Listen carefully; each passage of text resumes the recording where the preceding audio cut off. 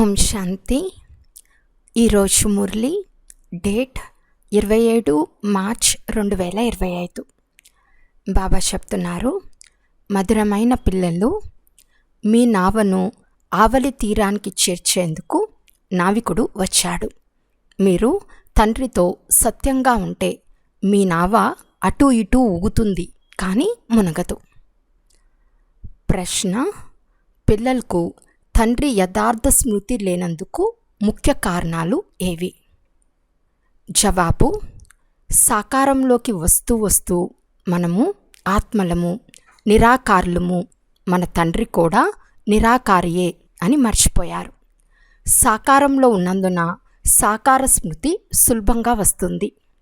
దేహీ అభిమానులుగా అయి స్వయాన్ని బిందువుగా భావించి తండ్రిని స్మృతి చేయటంలోనే శ్రమ ఉంది. ఓం శాంతి. శివ భగవాను వాచ. ఇతని పేరు శివుడు కాదు కదా, ఇతని పేరు బ్రహ్మ. ఇతని ద్వారా మాట్లాడేది శివ భగవానుడు. అందుకే శివ భగవాను వాచ. ఇది చాలాసార్లు అర్థం చేయించాను. ఏ మనిషిని కానీ దేవతలను కానీ సూక్ష్మవతనవాసులైన బ్రహ్మ విష్ణు శంకరులను కానీ భగవంతుడని అనరు. వారెవ్వరూ భగవంతుడు కాదు. ఆకార చిత్రం కానీ సాకార చిత్రం కానీ ఉన్నవారిని భగవంతుడు అని అనరు. అనంతమైన తండ్రిని మాత్రమే భగవంతుడు అని అంటారు. భగవంతుడు ఎవరో ఎవరికీ తెలియదు. నేతి నేతి అని అంటూ ఉంటారు. అనగా మాకు తెలియదు అని అర్థం.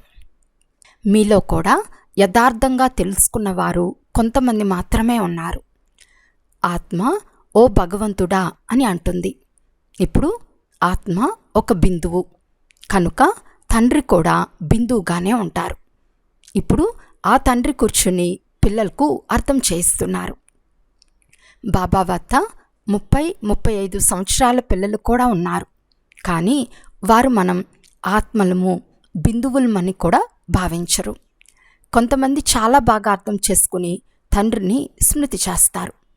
అనంతమైన తండ్రి సత్యమైన వజ్రం. వజ్రాన్ని చాలా మంచి డబ్బీలో ఉంచుతారు. ఎవరి వద్దనైనా మంచి వజ్రాలుంటే ఎవరికైనా చూపించేందుకు బంగారం, వెండితో చేసిన చిన్న డబ్బీల్లో ఉంచి చూపిస్తారు. వజ్రం గురించి వజ్రాల వ్యాపారికే తెలుసు, ఇతరులెవ్వరికీ తెలియదు. నకిలీ వజ్రాలు చూపించినా ఎవ్వరికీ తెలియదు. ఇందులో చాలామంది మోసపోతారు. ఇప్పుడు సత్యమైన తండ్రి వచ్చారు. కానీ కొంతమంది నకిలీ వారు కూడా ఎలాంటి వారున్నారు అంటే వారిని మనుషులు ఏమాత్రం తెలుసుకోలేరు. సత్యమైన నావ అటూ ఇటూ ఊగుతుంది, కానీ మునగదు అని గాయనం కూడా ఉంది. అసత్యమైన నావ కదలదు. ఇక్కడ ఈ నావలో కూర్చున్న వారు కూడా కదిలించేందుకు ప్రయత్నిస్తారు. వారిని నమ్మక ద్రోహులు అని అంటారు కదా. నావికుడైన తండ్రి వచ్చారని పిల్లలైన మీకు తెలుసు. తోట యజమాని కూడా వారే. ఇది ముళ్ళ అడవి అని తండ్రి అర్థం చేయించారు. అందరూ పతితులుగానే ఉన్నారు కదా. ఎంత అసత్యమైన ప్రపంచం. సత్యమైన తండ్రిని గురించి ఎవరో చాలా కొద్దిమంది మాత్రమే తెలుసు. ఇక్కడ ఉండేవారికి కూడా పూర్తిగా తెలియదు. వారికి బాబా గురించిన పూర్తి పరిచయం లేదు. ఎందుకంటే బాబా గుప్తంగా ఉన్నారు కదా. అందరూ భగవంతుని స్మృతి చేస్తారు. వారు నిరాకారులని కూడా తెలుసు. వారు పరంధామంలో ఉంటారు. మనం కూడా నిరాకార ఆత్మలమే అనేది తెలియదు. సాకారంలో ఉంటూ ఈ విషయాన్ని మర్చిపోయారు. సాకారంలో ఉంటూ సాకారులే గుర్తుకొస్తారు. పిల్లలైన మీరిప్పుడు దేహీ అభిమానులుగా అవుతారు. భగవంతుణ్ణి పరంపిత పరమాత్మ అని అంటారు. ఇది అర్థం చేసుకోవటం చాలా సులభం. పరంపిత అనగా అత్యంత పైన ఉండే పరం ఆత్మ. మిమ్మల్ని ఆత్మలని అంటారు. పరం అనే పదం మీకు లేదు. మీరు పునర్జన్మలు తీసుకుంటారు కదా. ఈ విషయాలు ఇతరులెవ్వరికీ తెలియవు. భగవంతుని కూడా సర్వవ్యాపి అని అంటారు. భక్తులు భగవంతుని కొండలపై, తీర్థయాత్రల్లో, నదుల్లో వెతుకుతూ ఉంటారు. నదిని పతిత పావనిగా భావిస్తారు. అందులో స్నానం చేసి పావనమైపోతామని అనుకుంటారు. భక్తి మార్గంలో తమకు ఏమి కావాలో కూడా తెలియదు. కేవలం ముక్తి కావాలి, మోక్షం కావాలి అని అంటూ ఉంటారు. ఎందుకంటే ఇక్కడ దుఃఖితులైన కారణంగా విసిగిపోయి ఉన్నారు. సత్యుగంలో మోక్షమును గాని ముక్తిని గాని ఎవ్వరూ వేడుకోరు. అక్కడ భగవంతుని ఎవ్వరూ పిలవరు. ఇక్కడ దుఃఖితులుగా ఉన్న కారణంగా అందరూ పిలుస్తారు. భక్తి ద్వారా ఎవరి దుఃఖంను పోగొట్టలేము. భలే రోజంతా కూర్చుని రామా రామా అని జపం చేసిన దుఃఖంను హరించలేరు. ఇది రావణ రాజ్యం. ఇందులో దుఃఖం మెడకు కట్టినట్లు వెంటనే ఉంటుంది. దుఃఖంలో అందరూ స్మరిస్తారు, సుఖంలో ఎవ్వరూ స్మరణ చేయరని గాయనం కూడా చేస్తారు. అనగా ఒకప్పుడు తప్పకుండా సుఖం ఉండేదని, ఇప్పుడు దుఃఖంలో ఉన్నామని అర్థమవుతుంది కదా. సుఖము సత్యుగంలో ఉండేది, ఇప్పుడు కలియుగంలో దుఃఖం ఉంది. అందుకే దీనిని ముళ్ళ అడవి అని అంటారు. మొట్టమొదటిది దేహాభిమానం అనే ముళ్ళు, ఆ తర్వాత కామ వికారం అనే ముళ్ళు. ఇప్పుడు తండ్రి అర్థం చేస్తున్నారు, ఈ కన్నులతో మీరు చూసేదంతా వినాశనమవుతుంది. ఇప్పుడు మీరు శాంతిధామానికి వెళ్ళాలి. మీ ఇంటిని మరియు రాజధానిని స్మృతి చేయండి. ఇంటి స్మృతితో పాటు తండ్రిని కూడా తప్పకుండా స్మృతి చేయాలి. ఎందుకంటే ఇల్లు పతిత పావని కాదు, మీరు పతిత పావనులని తండ్రిని అంటారు. అందువలన తండ్రినే స్మృతి చేయవలసి వస్తుంది. వారు నన్నొక్కరినే స్మృతి చేయమని అంటున్నారు. బాబా మీరు వచ్చి పావనంగా చేయండి అని నన్నే పిలుస్తారు కదా. జ్ఞానసాగరులైనందున తప్పకుండా వచ్చి నోటి ద్వారా అర్థం చేయించవలసి వస్తుంది. ప్రేరణతో చేరు. ఒకవైపు శివజయంతి పండుగను కూడా జరుపుతారు, మరోవైపు నామరూపాల నుండి అతీతమని కూడా అంటారు. నామరూపాలు లేకుండా ఏ వస్తువు ఉండదు. ఒకవైపు నామరూపాలు లేవంటూ మరోవైపు రాయారెప్ప అన్నిట్లోనూ ఉన్నారని అంటారు. అనేక అభిప్రాయాలు ఉన్నాయి కదా. మిమ్మల్ని 5 వికారాల రావణుడు తుచ్చబుద్ధిగా తయారు చేశారని తండ్రి అర్థం చేయించారు. అందుకే దేవతల ఎదుటకు వెళ్ళి నమస్కరిస్తారు. కొంతమంది నాస్తికులుగా ఉంటారు, వారు ఎవరు మాట వినరు. ఇక్కడ తండ్రి వద్దకు వచ్చేది బ్రాహ్మణులు మాత్రమే. 5000 సంవత్సరాల క్రితం కూడా వారికే అర్థం చేయించాను. పరంపిత పరమాత్మ బ్రహ్మ ద్వారా స్థాపన చేస్తారని రాయబడి కూడా ఉంది. కనుక బ్రహ్మ సంతానమైనారు కదా. ప్రజాపిత బ్రహ్మ అయితే చాలా ప్రసిద్ధి చెందినవారు. బ్రాహ్మణులు బ్రాహ్మణీలు కూడా తప్పకుండా ఉంటారు. ఇప్పుడు మీరు శూద్ర ధర్మం నుండి బ్రాహ్మణ ధర్మంలోకి వచ్చేశారు. వాస్తవంలో హిందువులు అనబడే వారికి తమ అసలు ధర్మమేదో తెలియదు.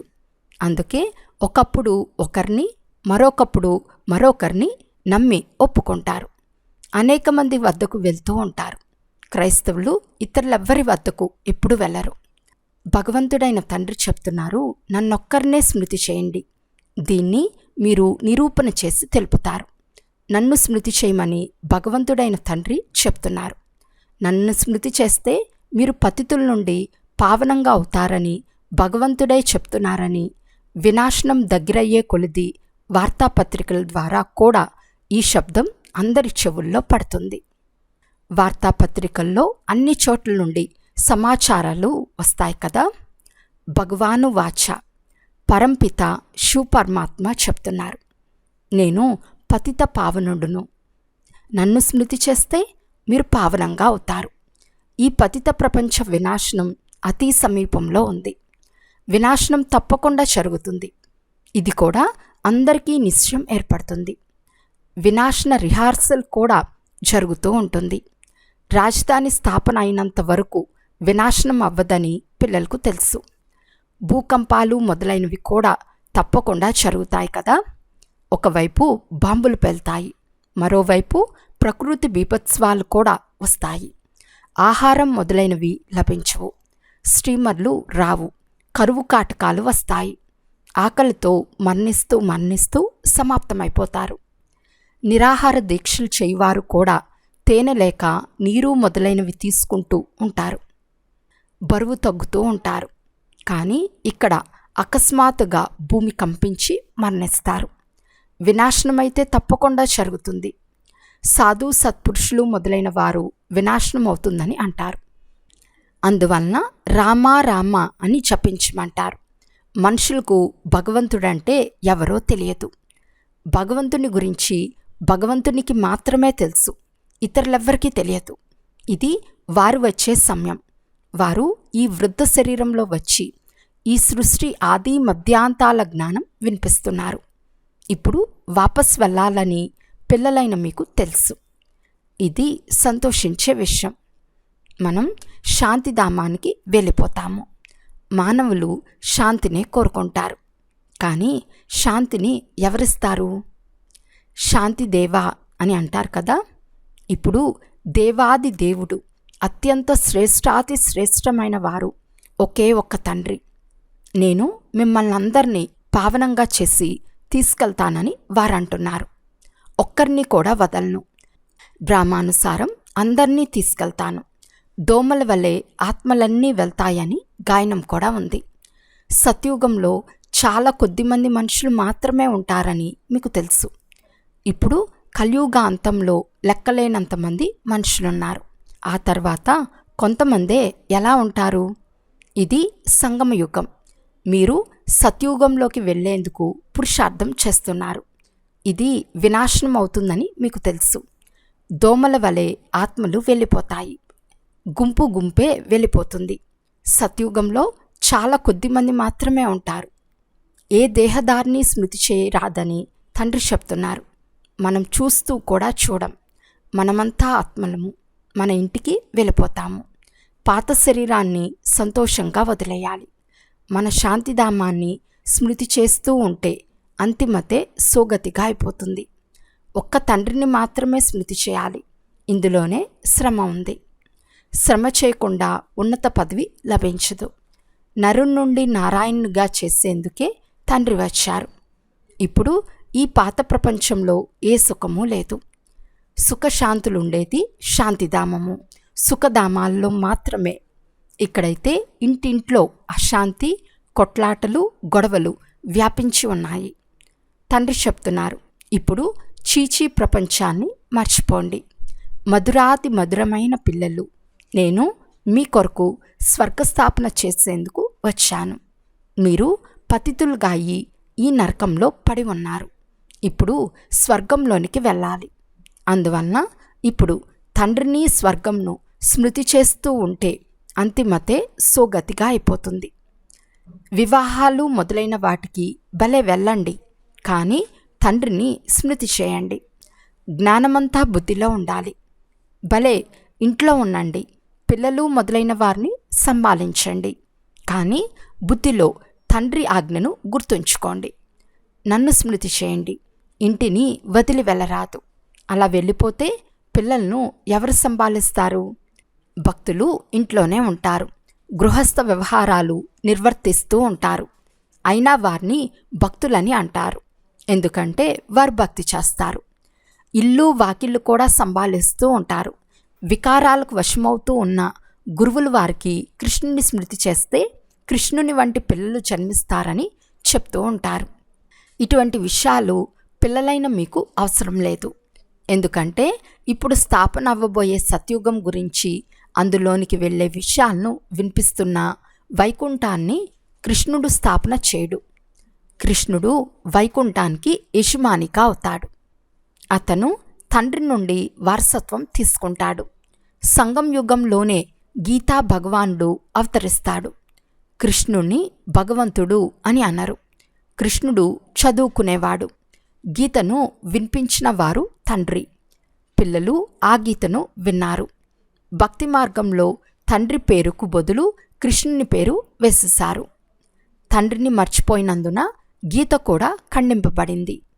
అటువంటి గీతను విన్నందున లభించేది ఏముంది? తండ్రి అయితే రాజయోగాన్ని నేర్పించి వెళ్ళిపోయారు. దీని ద్వారా కృష్ణుడు సత్యుగానికి యజమానిగా అయ్యాడు. భక్తి మార్గంలో సత్యనారాయణుని కథ విన్నందున ఎవరైనా స్వర్గానికి యజమానిగా అవుతారా? ఈ భావనతో ఎవ్వరూ వినరు. ఈ కథ విన్నందున ఏ లాభమూ లేదు. సాధు సత్పురుషులు మొదలైన వారు వారి వారి మంత్రాలను ఇస్తారు, వారి ఫోటోలను కూడా ఇస్తారు. ఇక్కడ అటువంటి విషయాలేవీ లేవు. ఇతర సత్సంగాలకు వెళ్తే ఫలానా స్వామి కథ వినిపిస్తారని అంటారు. ఎవరి కథ? వేదాంతంలో కథ, గీత కథ, భాగవత కథ. ఇప్పుడు మనల్ని చదివించేవారు దేహదారి కాదు. వారు ఏ శాస్త్రాలు మొదలైనవేవి చదవలేదని పిల్లలైన మీకిప్పుడు తెలుసు. శివబాబా శాస్త్రాలేమైనా చదివారా? అవి చదివేది మనుషులు. నేను గీత మొదలైనవేవి చదవలేదని శివబాబా తెలియచేస్తున్నారు. నేను ఏ రథంలో కూర్చుని ఉన్నానో ఆ రథం గీతను చదివింది, నేను చదవలేదు. నాలో మొత్తం ఈ సృష్టి చక్రం ఆది మధ్యాంతాల జ్ఞానమంతా ఉంది. ఇతను రోజూ గీతను చదివేవాడు, చిలకలాగా కంఠస్థం చేసేవాడు. తండ్రి ప్రవేశించినప్పుడు ఆ గీతను చదవటం వెంటనే వదిలేశాడు. ఎందుకంటే ఇది శివబాబా వినిపిస్తున్నారని అర్థం చేసుకున్నాడు. తండ్రి చెప్తున్నారు, నేను మీకు స్వర్గ చక్రవర్తి పదవిని ఇస్తున్నాను. అందువలన ఈ పాత ప్రపంచంపై మమకారం వదిలేయండి. కేవలం నన్నొక్కరినే స్మృతి చేయండి. ఈ శ్రమ చేయాలి. సత్యమైన ప్రేయసికి మాటిమాటికి ప్రియుడే గుర్తుకొస్తూ ఉంటాడు. అందువలన ఇప్పుడు తండ్రి స్మృతి కూడా అదే విధంగా పక్కాగా ఉండాలి. పారలౌకిక తండ్రి చెప్తున్నారు, పిల్లలు నన్ను స్మృతి చేయండి మరియు స్వర్గ వారసత్వంను స్మృతి చేయండి. ఇందులో ఎలాంటి శబ్దాలు చేయనవసరం లేదు. వీణా మొదలైన వాయిద్యాలను మ్రోగించే అవసరం కూడా లేదు. మంచి మంచి పాటలు మాత్రమే వినవచ్చు. వాటి అర్థం కూడా మీకు తెలియజేస్తారు. పాటలు తయారు చేయవారికి అసలైన అర్థం ఏమాత్రమూ తెలియదు. మీరాబాయి గొప్ప భక్తురాలు. మీరిప్పుడు జ్ఞానులుగా అయ్యారు. పిల్లలు ఏ పనులనైనా సరిగ్గా చేయకుంటే మీరు భక్తుల వల్లే ఉన్నారని బాబా అంటారు. అప్పుడు బాబా ఎందుకు అంటున్నారో వారికి అర్థమవుతుంది. పిల్లలు ఇప్పుడు తండ్రిని స్మృతి చేయండి, సందేశకులుగా కండి అని తండ్రి తెలియచేస్తున్నారు. తండ్రిని వారసత్వాన్ని స్మృతి చేస్తే జన్మ జన్మాంతరాల పాపాలు భస్మమైపోతాయని అందరికీ సందేశంను ఇవ్వండి. ఇప్పుడు వాపస్ ఇంటికి పోయే సమయాన్ని తెలపండి. భగవంతుడు ఒక్కరు మాత్రమే నిరాకారులు. వారికి తమ సొంత శరీరం లేదు. ఆ తండ్రే స్వయంగా కూర్చుని తన పరిచయంను ఇస్తున్నారు. మన్మనా భవ అనే మంత్రంను ఇస్తున్నారు. ఇప్పుడు వినాశనం అయిపోతుందని తండ్రిని స్మృతి చేయండి సాధువులు సన్యాసులు మొదలైన వారు ఎప్పుడు చెప్పరు. తండ్రి ఒక్కరే బ్రాహ్మణ పిల్లలకు స్మృతిని ఇప్పిస్తున్నారు. స్మృతి ద్వారా ఆరోగ్యము, చదువు ద్వారా సంపద లభిస్తుంది. మీరు మృత్యుపై విజయం పొందుతారు.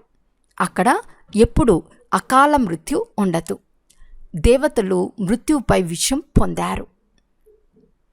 అచ్చా, మధురాతి మధురమైన అపురూపమైన పిల్లలకు మాతాపిత బాప్దాదాల ప్రియ స్మృతులు మరియు గుడ్ మార్నింగ్.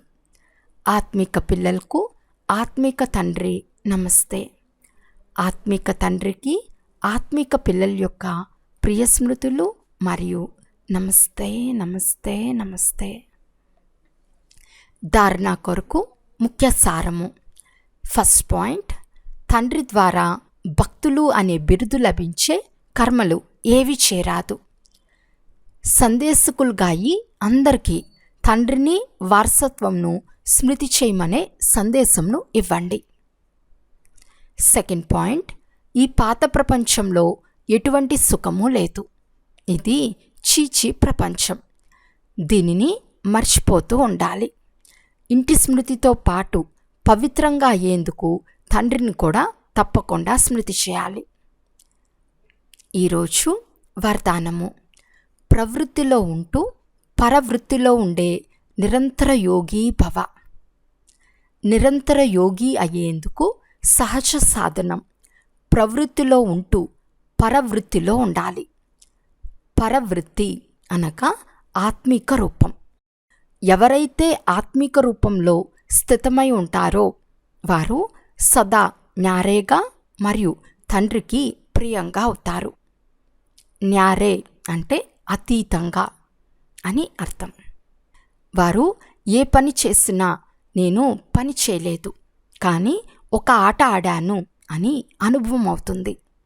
కనుక ప్రవృత్తిలో ఉంటూ ఆత్మీక రూపంలో ఉండటం ద్వారా అంతా ఒక ఆట వలె సహజంగా అనుభవం అవుతుంది. బంధనంగా అనిపించదు. కేవలం స్నేహము మరియు సహయోగంతో పాటు శక్తిని కలిపితే హైజం చేస్తారు.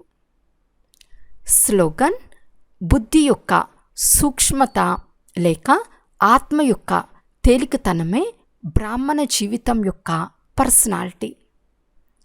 ఈరోజు అవ్యక్త సూచన: సత్యత మరియు సభ్యతారూపీ కల్చర్ను సొంతం చేసుకోండి. శక్తులు ధైర్యం చేస్తే సర్వశక్తివంతుడు సహాయం చేస్తాడు. ఆడసింహాలు ఎప్పుడు ఎవ్వరికీ భయపడవు, నిర్భయంగా ఉంటాయి. ఏమవుతుందో తెలియదు అనే భయం కూడా ఉండదు. సత్యత యొక్క శక్తి స్వరూపంగా అయి నషాతో మాట్లాడండి, నషాతో చూడండి.